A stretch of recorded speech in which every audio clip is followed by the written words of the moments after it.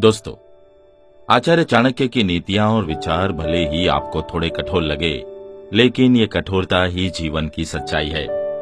हम लोग अपनी भागदौड़ भरी जिंदगी में इन विचारों को भले ही नजरअंदाज कर दें, लेकिन ये वचन जीवन की हर कसौटी पर आपकी मदद करेंगे।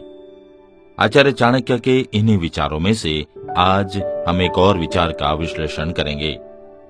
आज का ये विचार व्यक्ति की असली हार कब होती है, उस पर आधारित है। अपने एक नीति सूत्र में आचार्य चाणक्य कहते हैं, पराजय तब नहीं होती जब आप गिर जाते हैं, पराजय तब होती है जब आप उठने से इनकार कर देते हैं। दोस्तों, आचार्य चाणक्य ने अपने इस कथन में पराजय सही मायने में एक व्यक्ति की कब होती है, इस बारे में बताया है। असल जिंदगी में हर किसी को कई चीजों का सामना करना पड़ता है। कई बार चीजें आपके मुताबिक होती है और कई बार नहीं होती है। ऐसे में देखा गया है कि कई बार व्यक्ति जब हार मान जाता है तो उस चीज को फिर से पाने की कोशिश छोड़ देता है। उसे ऐसा लगता है कि अब वो चीज उसे नहीं मिलेगी, लेकिन वो इस बात को भूल जाता है कि लगातार कोशिश करते रहने से हो सकता है कि उसके हाथ कामयाबी लग जाए। दोस्तों, ऐसी परिस्थिति में उसे सकारात्मक सोच रखनी होगी। अगर आप सकारात्मक सोच रखेंगे और फिर से कड़ी मेहनत करेंगे तो आपको सफलता मिल सकती है। हो सकता है कि यह सफलता आपको कई प्रयासों के बाद मिले, लेकिन कभी भी किसी भी चीज के लिए प्रयास करना नहीं छोड़ना चाहिए। अगर आप प्रयास छोड़ देंगे तो मेहनत करने से पहले ही हार मान लेंगे। दोस्तों, किसी भी चीज को पाने से पहले अगर आपके हाथ नाकामयाबी लगी है तो अपने मनोबल को नहीं गिराना चाहिए। दोबारा उससे ज्यादा उत्साह के साथ उस कार्य को पूरा करने की कोशिश करनी चाहिए। आपको सफलता जरूर मिलेगी। इसी वजह से आचार्य चाणक्य ने कहा है कि पराजय तब नहीं होती जब आप गिर जाते हैं, पराजय तब होती है जब आप उठने से इनकार कर देते हैं। आइए इसके अनुसंधान में एक छोटी सी कहानी सुनते हैं। राजेश अपनी पत्नी सीमा के साथ गांव में सुखपूर्वक रहते थे। उनके पुत्र क्षितिज की मुंबई में एक ऊंचे पद पर नौकरी लग गई थी। कुछ समय पश्चात क्षितिज का विवाह हो गया। उसकी पत्नी रिया भी नौकरी करती थी।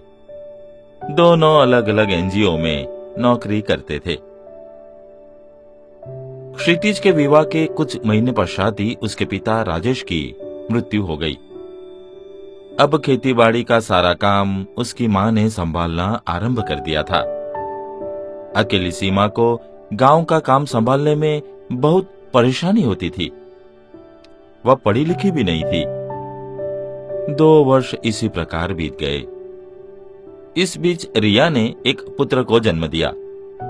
अब रिया और क्षितिज के सामने पुत्र के पालन पोषण की समस्या थी।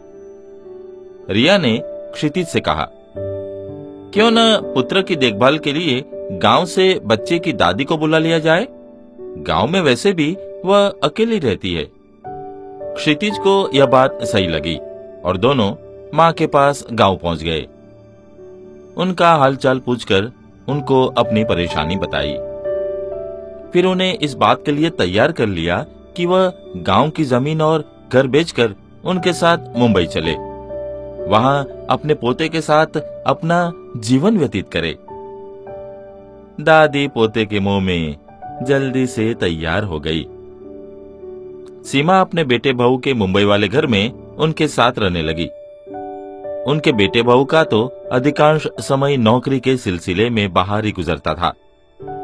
सीमा सुबह उठकर सबके लिए नाश्ता और खाना बनाती। दिन भर पोते श्रेय के लिए काम करती। धीरे धीरे श्रेय बड़ा हो गया और स्कूल जाने लगा। सीमा के लिए अब फिर दिन बिताना मुश्किल लगने लगा। सीमा नाश्ता और दिन का खाना बनाती। अकेले घर में रहकर सीमा का मन खाने के लिए भी नहीं करता था। वह बहुत उदास रहने लगी। उसके बेटे बहू रात को देर से आते और खाना खाते समय भी अपनी कोई न कोई बात करते रहते। उनकी चर्चा किसी वृद्धा की सहायता करने के विषय में होती या किसी वृद्ध पिता के उसके बेटे के साथ रहने में मदद संबंधी होती। सीमा को पता था कि उसके बेटे बहू समाज का भला कर रहे हैं, समाज की बुराइयों को कम करने की कोशिश कर रहे हैं। सब कुछ जानते समझते हुए भी वह अपने अकेलेपन को दूर नहीं कर पा रही थी। बेटे बहू और पोते के चले जाने पर कई बार वह घर के सामने वाले मंदिर में चली जाती। वहां पर मधुर स्वर में भजन गाती। फिर भी अपने पोते श्रेय के बिना उसका मन नहीं लगता था। वह चाहती थी कि उसका पोता हर समय उसके साथ रहे। एक दिन दादी ने अपने पोते श्रेय से कहा, तू स्कूल में क्यों जाता है? क्या रोज रोज स्कूल जाना जरूरी है? श्रेय बोला, दादी, स्कूल जाना बहुत जरूरी है। स्कूल में बहुत सारे बच्चे होते हैं, मास्टर जी होते हैं जो हमें नई नई बातें बताते हैं। वे हमें बहुत प्यार से पढ़ाते हैं। सीमा हैरानी से अपने पोते की शक्ल देखने लगी। उसने तो अपने गांव में केवल गुस्सा करने वाले मास्टर जी को ही देखा था। उनके हाथ में छड़ी होती थी। वे रोबदार और गुस्से वाले होते थे। मगर श्रेय तो अपने मास्टर जी के बारे में कुछ और ही बता रहा था। मास्टर जी हमें बहुत प्यार से पढ़ाते हैं। वह हमें तरह तरह की कहानियां सुनाते हैं और पूरे संसार की बातें बताते हैं। हर तरह के खेल खिलाते हैं। दादी, कल आप भी मेरे साथ स्कूल चलना ना? श्रेय ने कहा। अगले दिन श्रेय अपनी दादी से स्कूल चलने की जिद करने लगा। जब वह नहीं माना तो उसकी दादी ने उसे डांटकर चुप करा दिया। उस समय तो श्रेय चुपचाप स्कूल चला गया। दोपहर को घर आकर श्रेय बोला, दादी, कल से तुम मेरे साथ चलोगी। अगर तुम कल मेरे साथ नहीं चलोगी तो मैं खाना नहीं खाऊंगा।